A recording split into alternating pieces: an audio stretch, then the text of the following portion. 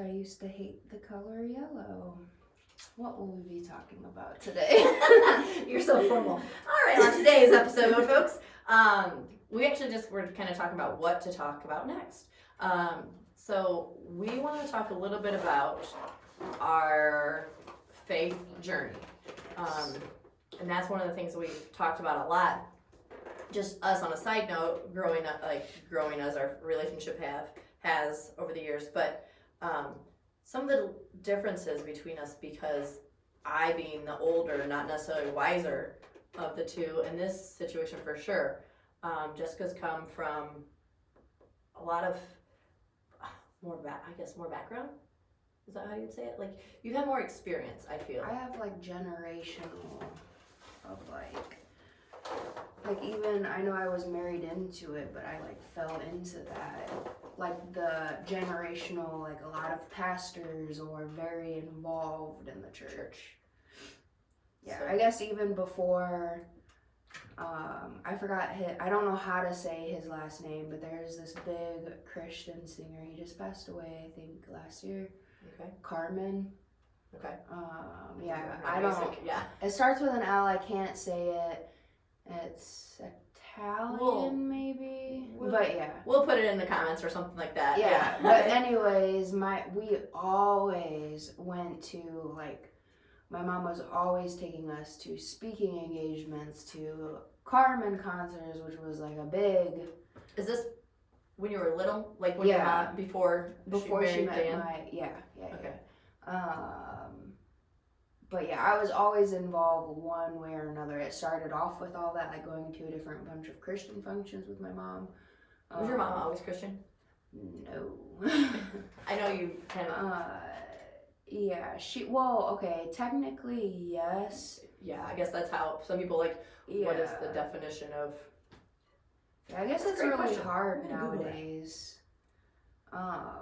It's really hard to separate, I don't know, a little just side tidbit, what Christianity is now, in my belief, is not what Jesus created. And what I mean by that is, I think it's just Christianity was a name, like, put onto it, to put it into like, this is the belief, you believe in Jesus. Right. Okay. But the issue is that there's, like, this is so hard, because if you say something like, I don't want to give a wide, or give such a, what is it called, like a blanket statement, I guess, and then expect everyone to know what I mean. I'm not good sometimes at explaining it fully, and I just like, oh no, they know what I mean. So basically, like,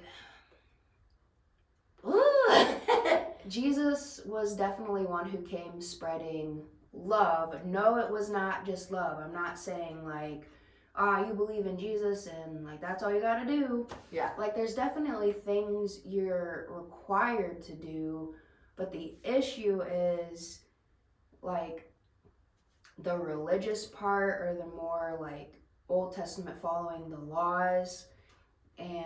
But when Jesus came, he, like, it's not surpassed the law, like, we should just forget about it and move on, but it was almost like the new law. The new law, or the new rule, was to love people.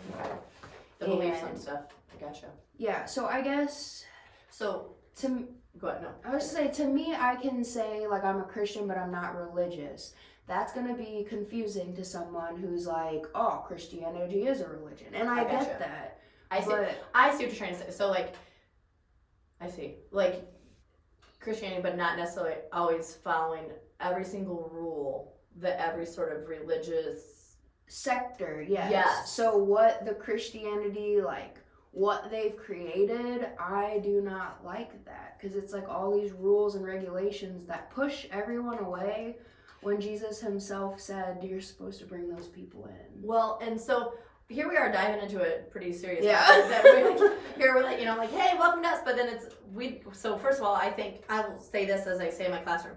Our purpose is never to offend anybody or upset anybody with what we say. These are just our ideas and us just having conversations. Because what Jessica was just talking about, like, the Old Testament, the New Testament, like I know there's an Old and New Testament, but I don't really know what's what, because I am in such an infancy with my my journey of faith. Like I have not read the Bible. I've heard stories of the Bible through church and stuff, but I myself have not read it. So I'm clueless on that. But I also feel like what you just kind of said was, I think in every belief, like you have extremists. Is what it is. And like, no matter whether it's political or religious or social or whatever, whatever, any simple things too. You can have an extreme, and then there's the middle ground. And like, okay, so that can be misconstrued too. Like, no, if you believe, like you can be extreme, So with those actions, I mean, just fully loving and walking that walk, but you don't have to. Yeah, I see what you're saying. No, I get it. I guess like, okay, Bible specifically. So in the New Testament, there was like high priests. So like very prestigious priests where before Jesus came, they were the only ones that could freely go into a temple and pray. Like they could only go in there because that was their way of getting close to God. But they were put on this pedestal of like they were way up here and everyone else was down here. And I think that dynamic, why a lot of people don't like being with Christians or Christianity, is because, not saying everyone, I am not. There are definitely those churches out there that are not like that. Right. But I have seen a shift of like, there's a lot of churches or people who are basically putting themselves on this pedestal of like, well, you shouldn't be doing this and that's wrong. Like, but when Jesus himself like would associate and talk to the prostitutes and the like the widows and all the things like a single man shouldn't have done, especially Jesus. Right. He did. And so I guess all that, hopefully you can hear where I'm coming from. Well, I think it's almost like this. So we're not going to be in any sort of chronological order. It'll be like discussion because like I jumped from like asking you like with when you were young, like how, but to that was like a pre to what but no, because what I'm thinking of is exactly like I didn't go to church. Okay, I grew up like Lutheran. Like my mom made me go to confirmation, and that was pretty much it. So I got confirmed. I was baptized. And that's like we're supposed to be washing away the sins, I think, right? So I got baptized, confirmed. Growing up with my dad's side of the family, like they're Catholic. I mentioned that, so I would go to Catholic churches with them a lot. And I don't know the rosary and the kneeling and sitting up and standing up and all that stuff. I don't understand, So I don't understand, but I was there. I witnessed it. But as an adult, in your 20s, I don't know, like, I feel like I'm in that age. I didn't grow up with it. I didn't go to church. And then when I started having children and realizing that, my husband and I were like, okay, I want to have a good foundation. And I feel like I've always kind of been a person that I want to have a good moral character and I want to do good things. But faith was not, like I said before, like I believe in the universe or, the powers of being or my determination or like perseverance or whatever. My work ethic got things, but not necessarily God made things happen or God's plan. Yeah. So when I decided to think and go into a church, I automatically thought of like a lot of hypocrites. And I have friends that have mentioned that or coworkers that, like a lot of people in church pews are hypocritical. Yeah. And I feel like that's a lot of what our society feels. And I think that's kind of what you're talking about, like people that feel like they're better than others or higher than others because they are either this religious belief or they go to church every Sunday. Just because you go to church doesn't necessarily mean that you're a good person. Right. Like it's just like you check it off the list of like doing your duty for the week. Voted in November, check. Yeah. Went to church on Sunday, check. Yeah. Gave blood, check. Yeah. Let's go through all the other characters. Yeah. I see what you're saying. So it's like just because you did that doesn't mean that makes you any better than anybody else or makes you more special in God's eyes. And I think that's kind of what we were talking about before, like the Old Testament, like the priests, like they were able to do certain things, but we're not. Yeah. And that's kind of that all equal. Yeah. So that I guess that was my fear in a way too, was I'll jump to, because I just so want you to talk, I guess, about I was just gonna say, like the hypocritical thing. I had to learn, and I'll talk about what I grew up with here in just a second, but I had to learn, and it wasn't until I had gone through everything I did before I realized, like, what, not true love, like you're falling in love, but what that true love was. Okay. Um, I guess like all the times that I've tried taking my life or like took entirely too many drugs or drank myself nearly to death and like I still survived. Right. Very much so shouldn't have. Um so through all of that I felt like I really learned who God was. Like I felt like, hey, you piece of crap, like get rid of you out of my children, like go. But in reality, that's what he wanted. Like, not, he didn't want me to do all of that. Right. But once I did it and I came back to my faith, he wanted that, like, scum of the earth, even though that's what I say. I know he doesn't think that, but just to realize that that's what he wants. He wants, wherever you're at in life, he wants that. I've been able to tie, so my faith was, like you said, when my kids got a little bit older. And one reason why I started going to church was, one, I didn't want to be judged. You're going to hear me say a lot of this, and I've said that a lot to Jessica, like, she's like, you're older, like, you still worry about that? Yes. Oh my gosh, I hate it. Like, some people are like, why do you let it bother you? I hate what people think about me, and even doing the podcast, like, people are going to comment, and I just have to have somebody filter it or not even read into the negativity. But the judgment I struggle with, and so joining a church was scary to me because I didn't want to get judged if I didn't show up every Sunday. Like, I didn't want to get pressure, like, where were you? Why weren't you here? Or all those things. So, see, now I'm losing my train of thought. So, I was worried about that. What else did you say? Oh, God's fear. So, that's what I was going to say. My journey started when I was a parent. Yeah. And so you've mentioned you're an aunt to a lot of nieces and nephews. And until you have your own child, I feel like it's very difficult to even grasp that. So like, I know how much love I have for my children, and to realize that God loves us so much more than that even is unbelievable, because I can't even imagine it. So I totally get what you're saying. Is like, if my kids ever did anything wrong, I'm always gonna be, it doesn't matter where they're at, like come back home to me, you know, like leave the 99 for that one. See, look at me. Yeah, there you go.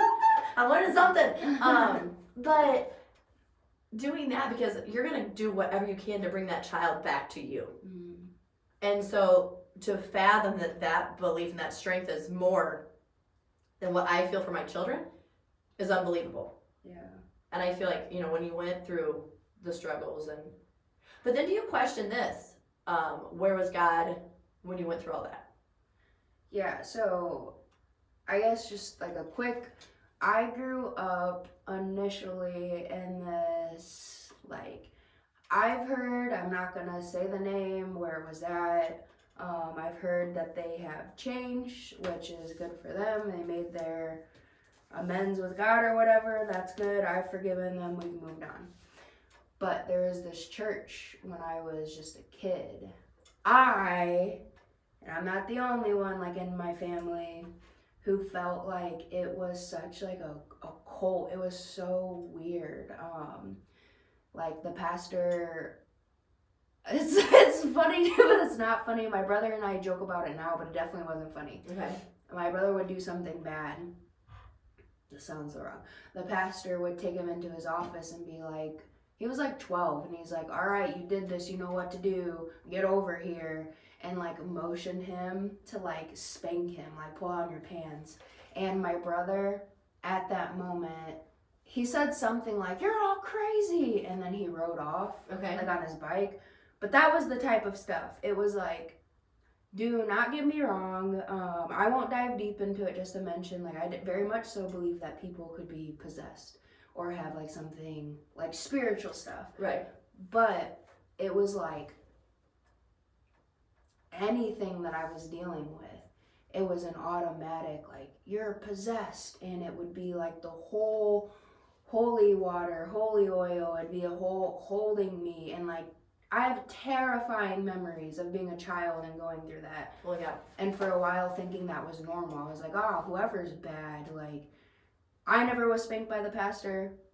but it was something like obviously that they did, I guess. I don't know, just very, very messed up. So I started off in that, and then going into my stepdad's family, uh, they've come a long way, and even like he'll talk about it, like stepping down from being like so prideful. Okay. He has talked about that, and they have gotten much better. But we do have different beliefs. Like I have tattoos. I think that's just a big thing. Is that, and especially because I have a big one. That was very heartbreaking For the family. Yes, but yeah. And I'm just gonna jump into like, I feel our families and our friends, and we're gonna talk about things that are just real life. And again, we don't ever want to upset anybody, offend anybody, but that's part of like life is like our perspectives on things. Like they may not want, like my husband doesn't like tattoos. I have tattoos. Yeah. Doug's like, what? You're getting another tattoo? I'm like, sorry. And he might be mad at that. Why would you say that about me? Yeah. But that's part of our journey. We won't make it our whole journey and our whole topic of conversation. So, but that's part of our perspective, like our life and the people, our lives and the people that have impacted us. And so, like this is probably like my mom's not a pastor, like your Dan is, but Dan not liking, or anybody, my husband too, people that don't like tattoos. That's fine. But I remember like people change too, or whatever. My mom was like, I can't believe you got a tattoo when I turned 18. Now she's got tattoos too. My aunt was the same way. So not that he's gonna change, but it's just part of our journey of life. So I don't remember what you asked me, like, did I ever go, or what yes. God was. Yeah. So you talked about young. Yeah, so that was young, okay. And then I went into my stepdad's church, and like I said, he said that there was stuff like with being prideful. Well, I grew up in I had such a religious, like, it's called legalistic. When you're living by, like, legalism, which was aside from Jesus. Before Jesus, it was all legal, like, you have to sacrifice an animal, you have to do this, and blah, blah, blah. But when Jesus came, it took away that sacrifice. You no longer had to rip your robe, and I'm paraphrasing. I know this is going to look really bad on my part. Sorry, Mom. Sorry, Dad. But yeah, so that was the whole purpose. So you no longer have to do all of that. Like, he came and he forgave you, go through him. Okay. So I did believe that, but on the legalistic part, it was well, if you say you're a Christian, then you should be doing this. Or like that type, like not having any grace for anyone. Right. So, right, that judgment. Like yes, that's very much so. And I'm not trying to excuse myself, but I was a kid. Like, I was in high school, and like this is what, like, I had strictly been living by, so I was right. The people who weren't right were wrong, and like I fell into that trap. So going into college, I had that same mentality, and it was a Bible college, and it was like, yeah, you are all in Bible college, like, what are you doing? I was just terrible. Some people thought I was great, but looking back, I want to beat up 18-year-old Jess. So yeah, that's kind of where it went. Well, after I left, my second year of college was when everything just hit me that the world wasn't what I thought it was, and I was confused and wrapped up in everything. And I guess, quick synopsis, I definitely did not tell my parents, but I started like telling people if they asked that I was agnostic, which is like you don't know. Okay. Like, you don't necessarily believe that there isn't a God. Okay. But like there could be. So it's like not atheist where you're like, no, there is no, and you're not like Christian where you're like, absolutely. It's like the middle of like, well, I could see yes and no. But anyways, I identified as that for a long time. And I guess the one thing that has kept me and what always drew me back is, I know everyone's going to have their beliefs and be like, oh, that was coincidence, or the universe, or dead relatives coming and talking to you, like, whatever the case may be. I'm not trying to make fun of anyone, like, you believe what you believe, and It is Right. what it is. But your journey. Yeah, so the one thing that always brought me back was the times that I really should be dead. And there's no explanation. I cannot come up with any scenario on why I am still alive. And I have to believe, well, I do believe that's for a reason. And so the constant thing has been like, I've prayed and things, not everything has happened, but things have happened. The moments I should be dead, I'm alive and I'm still here. And like the provision I've had in my life, because there's just moments like the Colorado thing, just crazy. Like, right. How does that happen? It doesn't just happen. Or if that's the case, like, oh, you just got lucky. I've just gotten lucky a lot of times. Yeah. And that doesn't make sense to me. So yeah, I've definitely stepped out and then came back, and the issue is now that I'm back and finding my, like, who God is for me. Right. Like I said, it's just differing now. Like, I guess our theology may be the same, but our views or interpretations of what the Bible says is different. Which the Bible says that you have to interpretate everything for your own. Right. And I guess just as I'm getting older and I have a mind for myself, not dissing my parents at all. No, but now that's that part of growing. Yeah, now that I have a mind for myself, some things I can't grasp. Like I don't think Jesus was like that. Like, especially when people like are so judgmental and harsh. I was like, I don't think that's what he was doing, but all right. Well, and I think that's part of the generational thing. Yeah. You know, like, well, and growing up, being a pastor, but just in general too. Like we talked to like before, like I used to call it like yellow. Like we used to do these things. Life is always growing and changing, and our perspectives get bigger. And I always joke like with my high school seniors.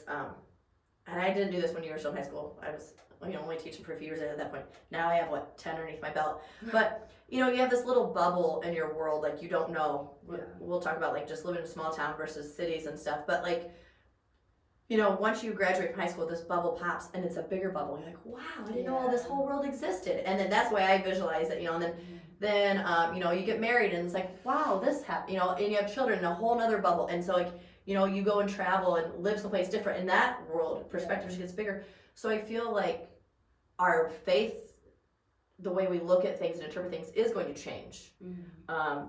I feel like the one standard is, or the one, standard's not the word I'm looking for. Like,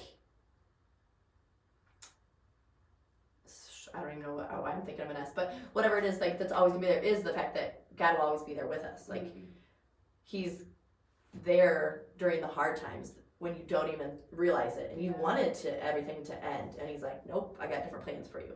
Yeah. And so in the bad also, that was a question a while ago. Yeah, but my belief in everything that I've read and come to terms with, the people I've listened to, is that, like, yes, the world is God's creation, but there's a reason, like, this world is just fallen and it's crappy. Like, that's what it is, and it's not because He created it like that. He tried creating something, and then, like, mankind ruined it. Right.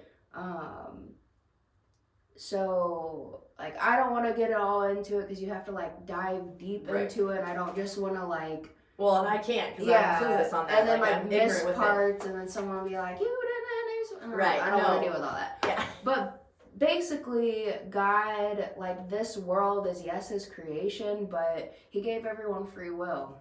He gave the world free will, so it's all our choices. Like, we can't... It's like everyone remembers that there's a God, but forgets, like, if you believe in God, you have to also believe in evil, like a devil. Mm-hmm. And he has free roam on the earth. Right. Because, like, when He fell down from heaven and got casted down, and the world was tainted, like with Adam and Eve and things like that, God gave basically the world to the enemy and was like, this is not mine. And so, yes, God can come in and miracles can happen, but when the bad things happen, like, it's when not God doing bad things. Like, it's not like He's punishing us, or And also, like, I know people have comfort in saying, like, when someone passes, like, oh, God just needed them early. Like, no. I hated That that. is not. Now you're basically blaming God for, like, doing that. Like, that didn't happen. The truth is that there's also evil things in the world, and it's like, it's choices, and it's genetics, and it's, like, you know, you have a creature or something that wants this world to die, and it's. But I do feel though, when those people leave, for whatever reason, well, this will get into other questions too. Like, do you feel like God knows our life plan? Like, do you think He knows that somebody's going to be taken from us sooner than later? But I won't get into that because I feel like that's individual and all those other things. But it is. But I also feel like those people that are here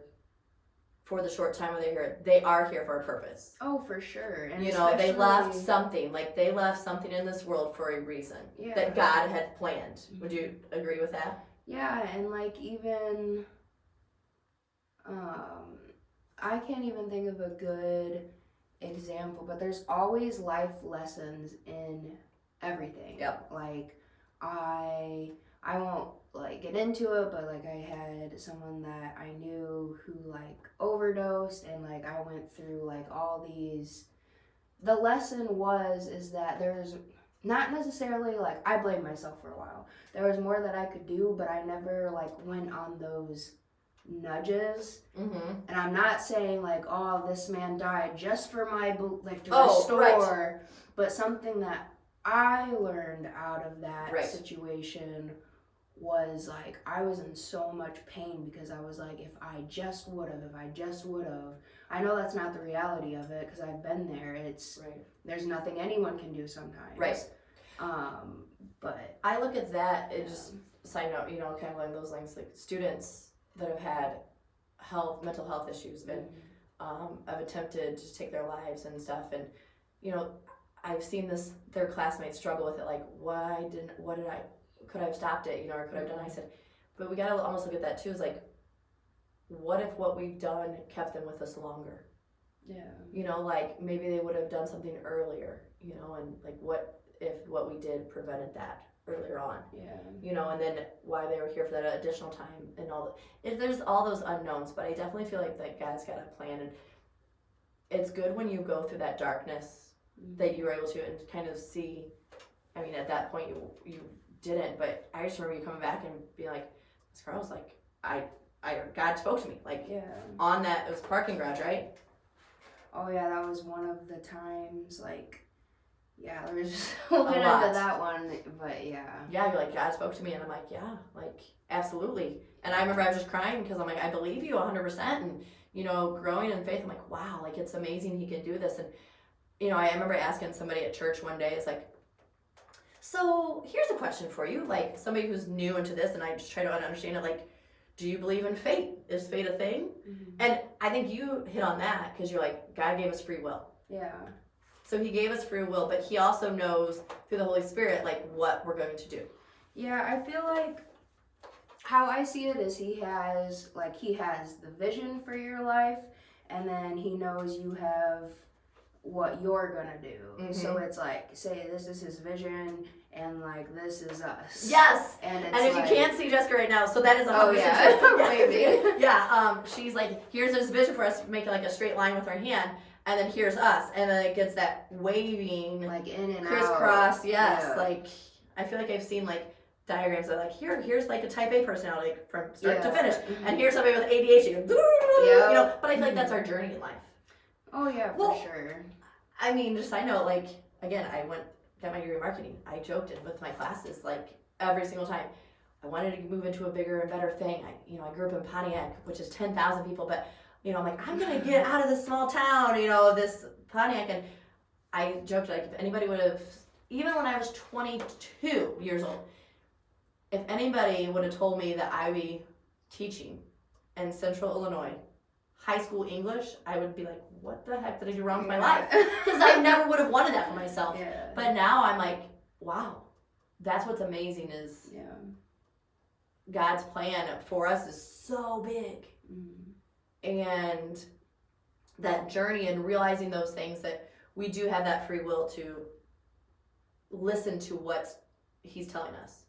And those signs like throughout life that he's giving us, whether it's to stay here with us and not choose to take your life, or help others, or not worry about judgment and learn from him. And I think like we just had touched on a little bit of what faith is to us. I mean, Jessica's been in it, good, bad, ugly, left it, came back. I'm still so new, and I'm still in awe with it. Yeah. But I think you're still that is still an awe that you're in with it too. Yeah, there's definitely not disbelief in God, but disbelief in myself, of like everything that I've already said it a million times, but I can't believe I'm alive. Yeah. Or I can't believe my brother Jeremy is alive. He's in prison, and we'll go into that another time. But I mean, my mom has a crazy bunch of kids, and us four it is just a miracle, especially the boys and me. It's just. Well, and I think that goes into, that's just an awe of like how much God loves us. Yeah. How much he will do for us and make sure that we are his children. Yeah. Another thing that I struggled with so hard is I wanted to be such a big part of helping anyone who has gone through like suicidal ideations or had a family member who lost someone. What I struggled with for the longest, I fell into a big depression when the guy I was talking to passed away, because I was like, why him and not me? Right. And I honestly still struggle with that. I know I said like we don't hate anything anymore. I know it takes a lot of energy, but I really don't. I don't like that feeling, and it's something that's unknown. Like I don't have an answer for that, and I get the basic blanket statement of like, oh, God wants you here, and then I am like, God, why me over him? Right. Especially since I wanted to be, like, truthfully, I wanted to be off this earth for so long. Right. Why? And it's not as heavy on my mind, but that's just one of those things, like, I will die and I'll go to heaven and I guess I'll know. Right. But, like, to answer and be like, oh, why did you? I have no idea. And I don't know if I ever will. Right. Yeah. And I guess that's where somebody like me, who's such a control freak, to get rid of that control and just like leave it to faith and be like, okay, it's your plan. Okay, I'll go with this. Like, holy yikes. Yeah. Like, that's so scary, but also so refreshing. Like, I feel like that's something definitely this past year, like, I've just been like, okay, let it go. Yeah. Like the phrase, like, let go, let God. Like, okay, God, let it. You. Yeah. Please be careful of that, But yeah, I just feel it's just a faith walk on a daily basis. Yeah. So I think not worry about judgment, not worry about the what ifs or the whys. Yeah. Is something that we always will continue to do and grow on. So yeah, I guess that's a little bit of our conversations of who knows. Oh no, did we get really resolution? It's just I think I don't know. We were just talking about like where we came from, so like the dynamic is like I don't know. I think what's cool is like you're learning, like it's new to you, but I'm relearning bad habits. Like as far as like I call it the ick. Any of the ick that I had of like cringy type things is how I describe looking back, and I'm like, well, you don't know how to set boundaries, and you don't know how to be like do this, and I am very much so unlearning that. Even from like the cultish place that I described, like there's things where I'm like, why do I respond like this? Why do I act like that? And it's stuff that I learned. Right. So like this is a whole process of like I said, finding the faith in God for myself on who he is to me, but it's like I'm also in this journey of like you've said things where it like changes my perspective, and like I've told you multiple times I'm all about perspective change. Yep. I want that. I want someone to do that. And I'm gonna change that. Let's go with perspective awareness. All right. You know what I'm saying? We're gonna tag that a lot because it doesn't have to necessarily be change. Yeah. You know, because I don't, and I mean, I know when we talk just about whatever it is, it's like, well, look at it from this point of view. Yeah. And so I don't ever want anybody to necessarily change their perspective unless they're wanting to or whatever. Yeah. But it's that perspective awareness of, oh, okay, I see it from that point of view. Yeah. Or I understand why they would do that or why they think that, or now why I think that where I didn't before. Mm-hmm. And just, I think that's just part of the conversation is like, oh, you know, but it's kind of fun. Like, I'm this new giddy kid. You know, like, when I learned something new, Jessica's so proud of me, you know. Yeah. She's like, good job. But I think that's a good kind of spot to end on is our perspective awareness and of what's best for us, but knowing that ultimately he has a plan and we're just here doing his work. Yeah. And that's what we're doing right now, I think. Mm-hmm. So, yay. We're going to do a question. Yes. And this was one that was posed to us. If you've watched us or seen any of our pictures, maybe we'll do a close-up picture of our shelf so they can see. You think? Mm-hmm. Once it's finalized, because I know we still have a little bit of tweaking because we're still in our newer episodes. But above where Jessica and I are, we when I did this design studio, because remember Jessica and I have our own like strengths. She's the techies person. I'm like the layout person. So above our shelves are some important things to us. So what is something on our shelves, like, or like why are they there? I'm gonna go with, I already talked about the horseshoe in one episode with that. I'm gonna go ahead and talk about I'm not looking at talking to my microphone, I'm turning it up and look at the shelf. But it's a little sign that says something amazing is going to happen. But that actually has a picture of a feather on it. And before my grandma passed away of pancreatic cancer, she knew that it was pretty much a death sentence because my great grandma passed away from it too. And my grandma was my rock. But we talked about, we were very good at communicating, but like what her sign would be to me after she passed. And so her sign to me is feathers. So anytime I see a feather, I know it's my grandma. I'm like, gotcha, grandma. I'm like, love you. Thank you. So I wanted that up on my shelf because I would not be the person I am today. I would not be where I am today. I would not be anything without my grandma. So that's something that, I mean, all of them mean something, but that's something I'm going to highlight today. Yeah. I feel like this is more of like my aesthetic. Like I said, like you said, we're going to be changing like adding as time goes on.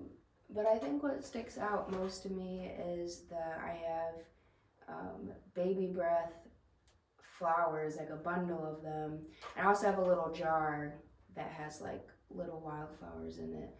I don't know, it stands out. I get way too deep into little things where it like has a whole big meaning and it's something like dead flowers or dried out flowers. But like I like them because of the simplicity, but it amazes me how baby breath, like it's like they're dead, they've been pulled from their life source, they're not gonna grow anymore, but they still, like, they're still pleasant to look at, they're still pretty, they're tattered and not what they were, but there's still like beauty in it. And I think that's just for me. I feel like dead flowers sometimes, but the inner literature teacher of me was loving that. Yeah. I'm like, oh, that's a good one. Yeah. But I'm the symbolism with it. Love it. Yeah, that's what you'll hear a lot of that about little things where I'm like, this is what it really means. It's deeper. Yeah, but it is not just dead flower.